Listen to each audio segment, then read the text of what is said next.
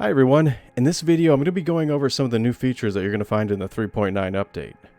First off, one of the biggest additions for it is the interior sections for the new Babich landing zone. I've seen a lot of preliminary shots for what it has to offer, and none of it came even close to doing it justice.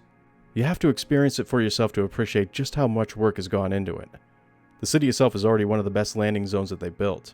Mainly this is because it doesn't have a no-fly zone surrounding it, which means you can land your ship practically anywhere within its boundaries.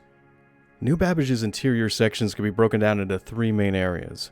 The first one is called the Xperia Grand, and its main location within it is the Nest Apartments. And this is going to be where you're going to wake up if you're using this location as a spawn point. It's set within one of the most iconic looking buildings among this clustered metropolis, and it really stands out from the rest of them.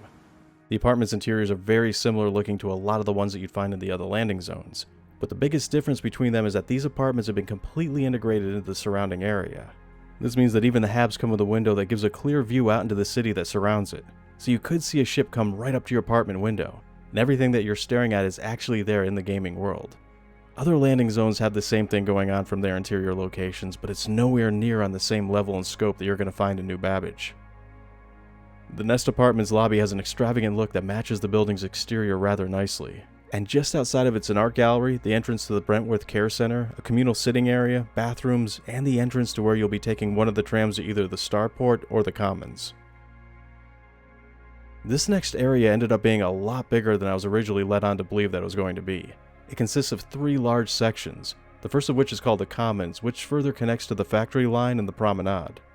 The Commons is the part of this section that directly connects to the tram system as well as to the factory line and the Promenade, acting as kind of a central hub for all these locations. The first thing that you'll notice about the Commons is how much of a Silicon Valley vibe that it gives off. You'll see all kinds of people engaging in group activities like yoga, jogging, and rock climbing, and has a number of stand-up eateries that ring the open areas where these public events are going on. On one side of the Commons is the factory line, which is where you're going to find a majority of the shops in this landing zone.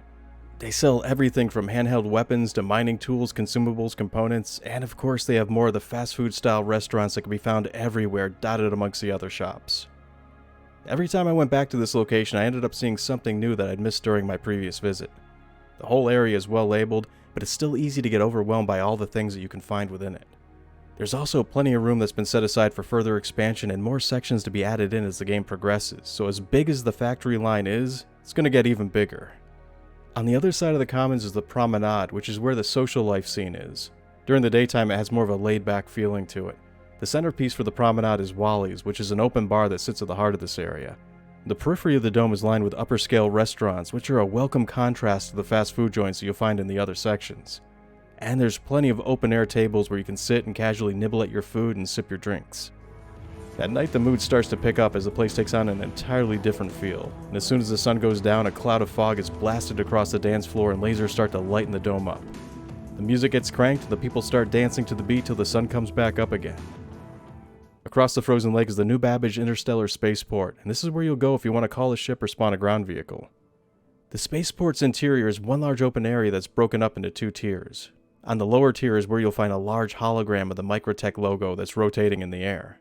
To one side of it's the hangars. This is the place that's reserved for spawning ships at, and the kiosks that you use to spawn them with are all surrounded by elevators that lead down to the hangars where they're stored. On the other side of the hologram is where the Regal ship rentals are located, and you can use them to temporarily purchase ships. The upper tier is where the surface entrance elevators are. They have a series of vehicle retrieval consoles that you can use to call a vehicle from, and the elevators that surround these kiosks all lead down to the garage where the vehicles are spawned at.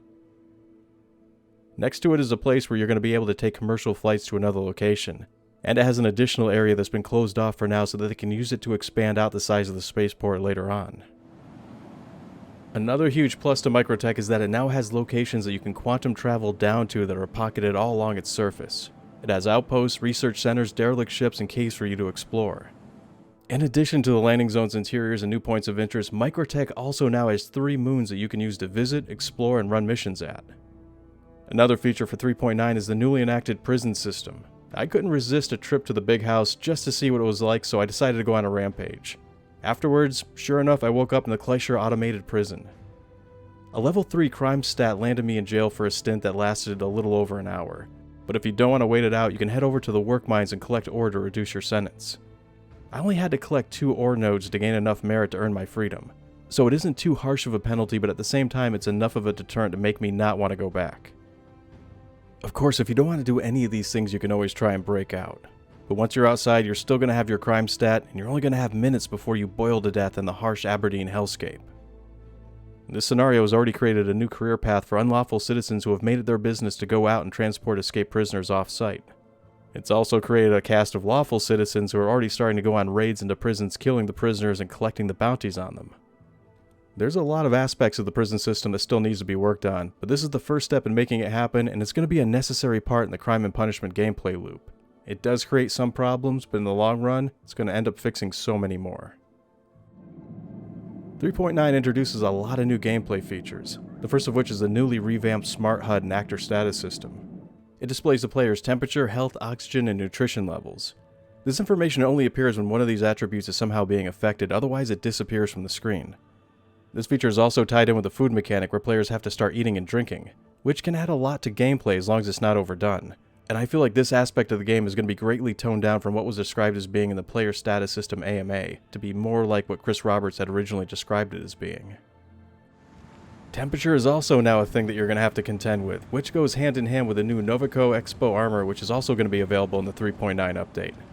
You may think that it makes you look like a mini orange Stay Puft Marshmallow Man, but it's rated as heavy armor and has a carrying capacity of 130k SP, which is over double what the rucksack armor can carry.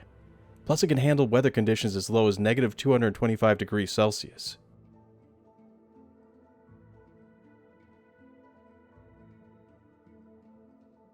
A number of quality of life improvements have been added into the game as well. The contacts and in-game friends list is being completely refactored. It's currently being integrated into Spectrum, and thanks to that it has a lot more of a user-friendly and intuitive interface. Adding people to your friends list and grouping up from the main menu used to be a chore. Now it's a quick and easy thing to pull off.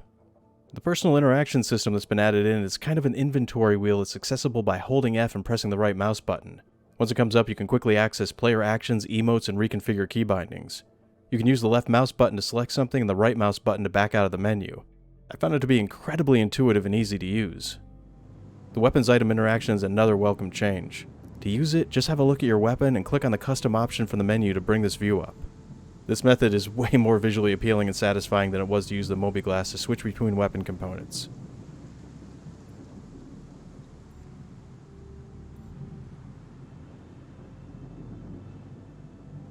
And of course there's the Xperia Prowler, which is also going to become available with 3.9. This was a ship that truthfully I wasn't very excited over at first, and then I got a chance to test fly it. It's responsive, it's fast, has powerful weapons, heavy armor, and it looks way more badass when you get a chance to see it firsthand than it did in any of the previous bits of footage that I've seen for it in the past. There's a lot of other things that are going into the 3.9 update, like the Caterpillar prison ship mission, which is the lawful version of the 890 jump mission. Mining ships now have a variety of consumables that they can use to aid in the mining process, which is going to affect the mining laser in a variety of different ways. They've also added a new kind of ore to mine called Quantanium, which is highly unstable and degrades over time. If it gets too unstable, then you're going to have to eject it to keep it from detonating within the ship. There's also a lot of changes that they've done which may not sound like much, but in its own way helps make the experience better. Things like the Cyclone RC getting its boost function back, the Coex lights function once again, and its command station now has a HUD. Another little addition that I noticed is that the kiosks where you sell ore at now have their own unique splash screens so that they don't look exactly like the ones that you sell cargo at anymore. And when you hit F12, the chat disappears and stays gone even if you switch between camera views. Well, that's going to be it for this video. I hope you've enjoyed this view of some of the major changes that the 3.9 update is going to bring to the table. I'd like to thank everybody for liking and subscribing, because doing so makes my videos more visible on YouTube and it really helps the channel to grow. I'd also like to thank my patrons for making it possible for me to keep making videos. If you'd like to become a patron, you can find a link to my Patreon site in the description of this video. I'm your host, Law of the West. Thanks for watching, and take care.